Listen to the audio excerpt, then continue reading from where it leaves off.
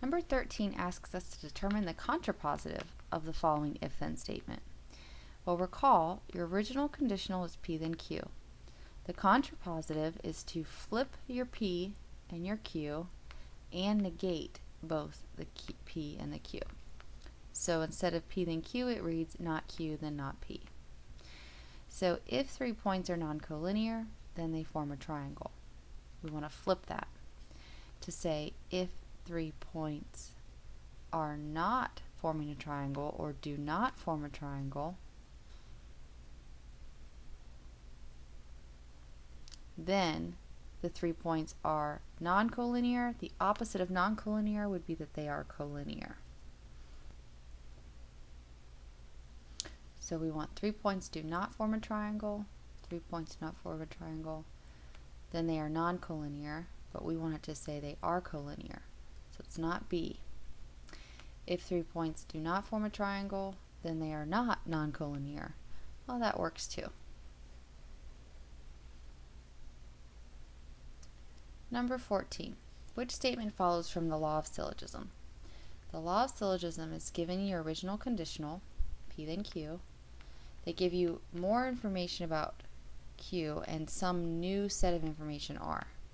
Your conclusion is to eliminate the middle terms, Q's, and conclude that P goes to R. So if an object is a square, that's P, then it is a rhombus, that's Q. If an object is a rhombus, that's Q, then it is equilateral. An equilateral is a new idea that we haven't talked about before, so we call it R. The conclusion is to cross out the Q's and conclude P, then R. So we're looking for if an object is a square, then it is equilateral. So that is C. Number 15. If angle 1 and 2 form a linear pair, so I'm going to draw angle 1 and 2 that form a linear pair, where angle 2 is 84 degrees. So angle 2 is going to be my acute angle in the linear pair. So we want to find the measure of angle 1. A linear pair is supplementary. So in order to find angle 1, we're going to subtract 84 from 180. And we get 96. Number 16. Using the following as the true conditional hypothesis, which statement would follow from the law of detachment?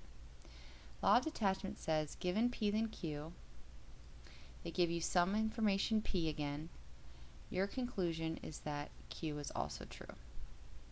So a square has 4 right angles. So if it is a square, P, then it has 4 right angles, Q. WXYZ is a square. Well, that's talking about a square. So what do we know about WXYZ?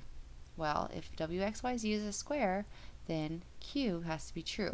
WXYZ has 4 right angles.